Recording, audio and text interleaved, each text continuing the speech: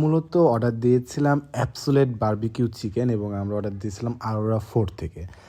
Price range পড়েছিল 215 টাকার মতো। এবং আরোরার খাবার নিয়ে কী বলবো, প্রতিবারের মতো এবারও খাবারটা আসলে অনেক বেশি সুন্দর ছিল। এখানে যেহেতু তার বার্থডে, অনেক কাজ করছিল, তাই তার বান্ধবী তাকে খাইয়ে দিচ্ছিল। তো যাই হোক, খাওয়া দাওয়া পর্ব শেষ করে আমরা সকলেই গিয়েছিলাম সেই শহীদ জিয়া পার্কের পুরনো একটা রাইড এনজয় করতে, কার রেসিং, যাকে আমরা বাম্পার কার বলে থাকি, যেটা প্রত্যেকের অনেক ফেভারিট। এবং আমি এখানে এতটা এক্সাইটেড ছিলাম, আমি টাকা নিতে ভুলে গেছিলাম। পরে তাকে পাঠালাম টাকা নেওয়ার জন্য। তো আমরা মোটামুটি চলে এসেছি এখানে। আমরা যারা যারা ছিলাম প্রত্যেকেই কিন্তু এই রাইডটা অনেক অনেক বেশি এনজয় করেছি, এবং এতটা বেশি এনজয় করেছি আপনি বিলিভ করবেন না, আমরা পরপর 3বার এই রাইডটা নিয়েছি।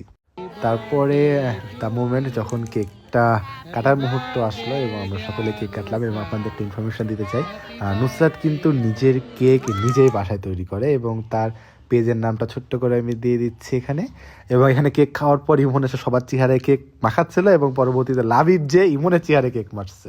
তো বলে না টিট ফর ট্যাট, তেমন একটা অবস্থা এখানে ক্রিয়েট হয়েছিল। তো আজকের মতো এতটুকুই। দেখা হবে, কথা হবে আবার কোনো এক ভিডিওতে। আল্লাহ হাফেজ, ভালো থাকবেন।